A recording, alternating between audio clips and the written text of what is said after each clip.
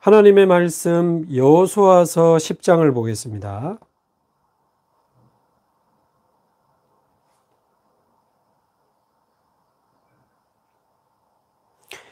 여호수아서 10장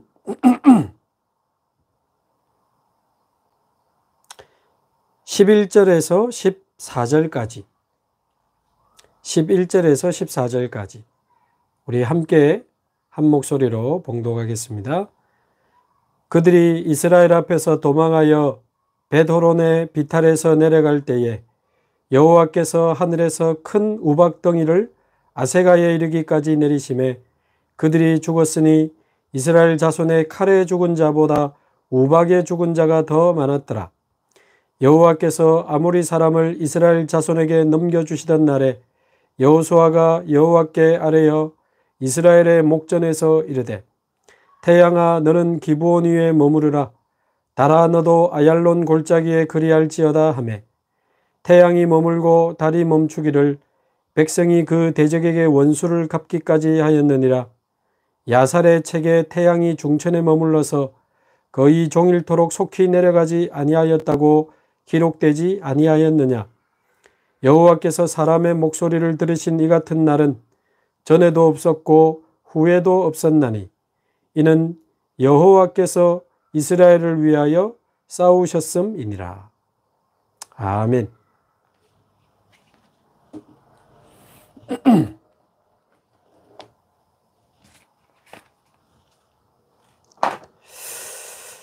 예, 오늘 성경 본문의 배경은 여호수아가 이끄는 이스라엘의 군대와 아모리 연합군 5개 나라가 연합해서 모여진 아모리 연합군과의 전쟁 장면입니다. 그런데 이 본문을 조금 더 앞뒤로 더 읽어보면 이스라엘 백성이 여호수아의 군대가 이 아모리 연합군을 겨우 이긴 게 아니죠. 겨우 이긴 게 아닙니다. 8절에 보면 여호와께서 말씀하시죠. 두려워하지 말라. 내가 그들을 너의 손에 넘겨주었으니 그들 중에서 한 사람도 너를 당할 자 없으리라. 자, 그러니까 여호수아가 군대를 이끌고 올라가서 그들을 치는데 10절에 보니까 여호와께서 그들을 이스라엘 앞에서 패하게 하셨다. 그렇게 되어 있고요.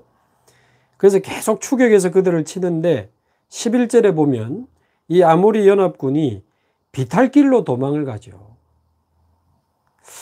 근데 비탈길로 내려갈 때 여호와께서 하늘에서 큰 우박 덩어리를 내리셔서 그들이 죽었는데 이스라엘 자손의 칼에 죽은 자보다 우박에 죽은 자가 더 많았더라.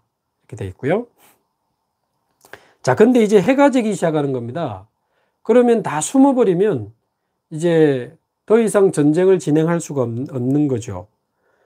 그래서 이 여호수아가 하나님께 기도하기를 태양과 달을 멈추어 달라고 기도하고 명령하게 되는데요. 하나님이 14절에 그 목소리를 들으셔서 실제로 원수를 다 갚기까지 태양이 머물러서 내려가지 않았다.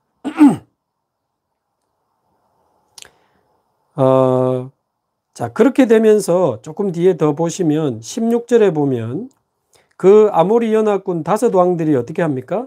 도망갑니다. 자, 이 5왕들이 도망가 가지고 막게다의 굴에 숨어 있습니다. 한마디로 이 5명의 왕 5명만 딱 모여가지고 막게다의 굴 속에 지금 숨어 있는 거예요. 그러니까 17절에 어떤 사람이 그걸 알려주니까 18절에 어떻게 합니까? 여호수아가 굴 어귀에 그 5왕이 숨어 있는 굴 입구를 큰 돌로 막아버립니다. 그럼 못 나오게 지키는 거죠.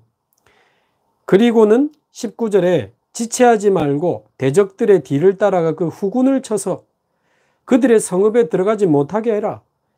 하나님이 그들을 너희 손에 넘겨주셨느니라 하고 20절에 거의 그 아모리 연합군을 거의 다 죽였다.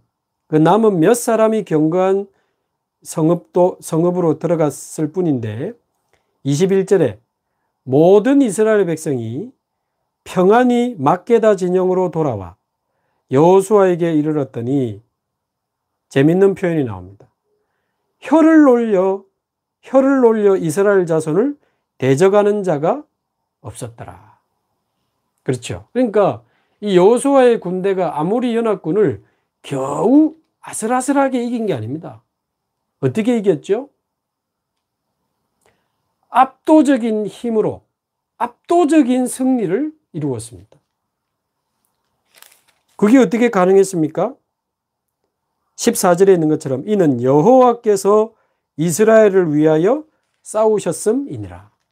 아멘. 그래서 여호수아 군대는 여호와께서 함께 하시는 그 압도적인 힘과 능력으로 압도적인 현장의 승리를 맛보고 있는 장면인 겁니다.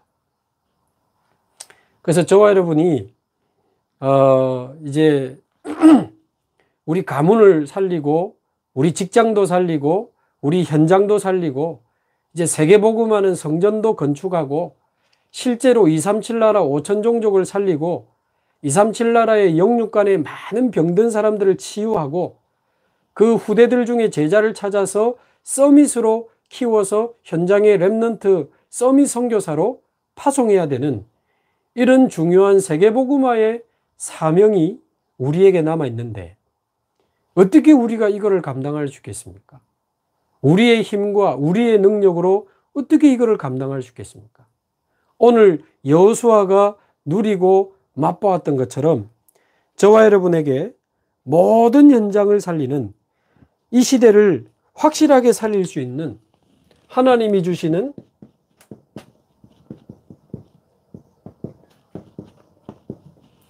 압도적인 힘을 저와 여러분이 얻게 되기를 바랍니다. 압도적인 힘. 이번 주 산업선교 때 이런 단어로 말씀을 주셨고 오늘 새벽기도 때도 설명을 좀 드렸는데요. 자, 압도적이라는 말이 무슨 말인가? 네이버에 압도 말고 압도적인 이렇게 쳐보시면 좀 세다 그 정도가 아니고 너무 강력하여 도저히 저항할 수 없는 상태를 말합니다. 좀 세다, 좀 강하다 그게 아니고 너무 강한 거예요. 너무 강력해서 한번 싸워볼까? 내가 한번 붙어볼까? 그렇게 할 이제 기대마저 가질 수 없는 너무 강력하여 저항할 수 없는 힘이 바로 압도적인 힘입니다. 압도적인 힘. 그래서 저와 여러분이 가는 곳마다 현장을 영적으로 압도하고 막 그들을 눌러서 이기겠다 그런 의미가 아니고 현장을 영적으로 압도해서 그 사람들을 살리고 그 현장을 살리는 일에 쓰임받는 저와 여러분이 되기를 바랍니다. 자, 그러려면 서론에서 저와 여러분이 누군지 먼저 알아야 됩니다. 저와 여러분이 누군지 알아야 이 압도적인 힘을 누리고 승리할 수 있는데요.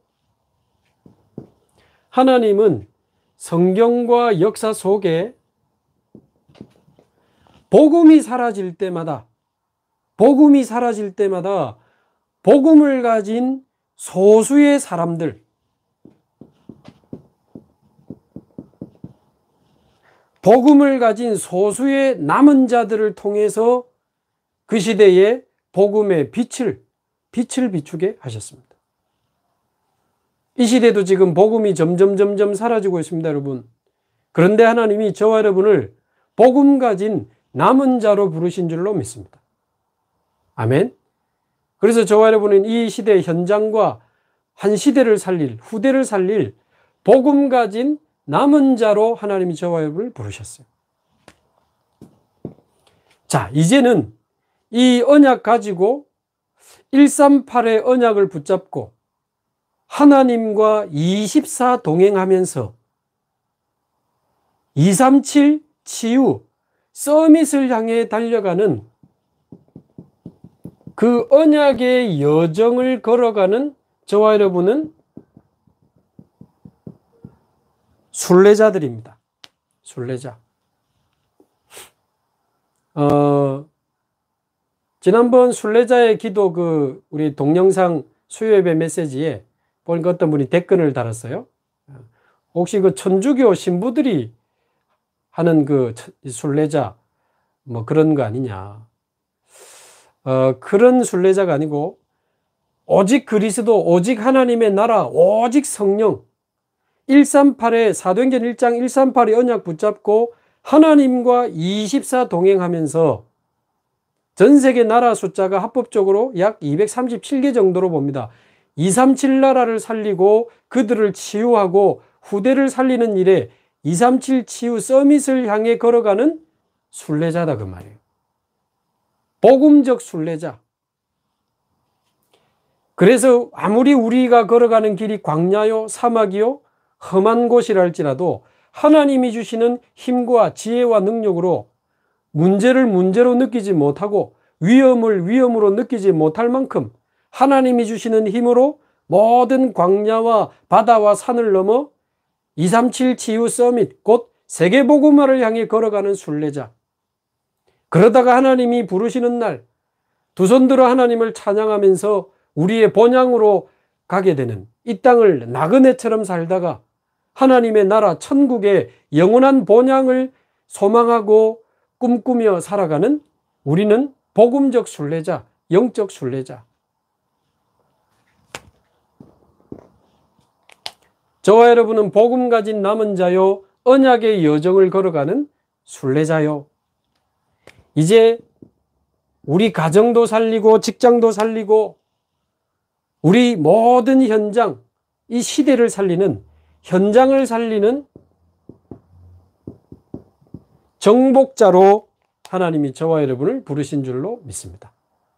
뭐 나쁜 의미의 정복이 아니고 그 현장을 장악하고 있는 세상 임금, 세상신, 그 현장을 장악하고 있는 모든 악한 흑암의 세력들을 예수 그리스도의 이름으로 결박시키고 로마서 16장 20절 평강의 하나님이 속히 사단을 너희 발 아래 상하게 하시리라. 아멘.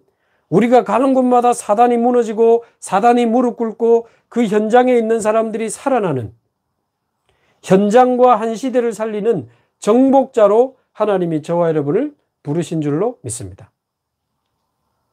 그래서 우리는 복음 가진 남은 자요, 언약의 여정을 걸어가는 순례자요, 현장과 이 시대를 살리는 정복자, 그렇게 저와 여러분을 부르신 줄로 믿습니다. 자, 그래서 이 축복을 누린 이 증인들이 성경에는 가득합니다.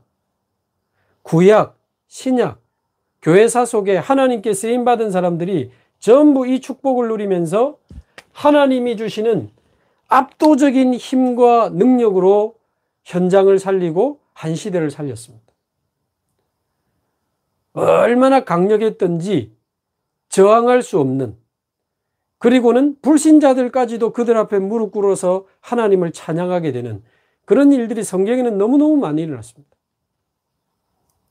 자, 몇 명 한번 생각을 해보면 좋겠습니다.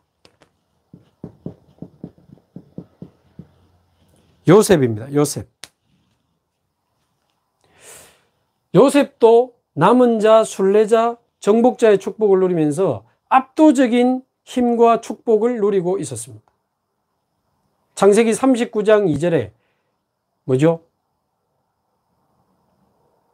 여호와께서 요셉과 함께 하심으로 그가 형통한 자가 되어 그의 주인 애굽 사람의 집에 있습니다.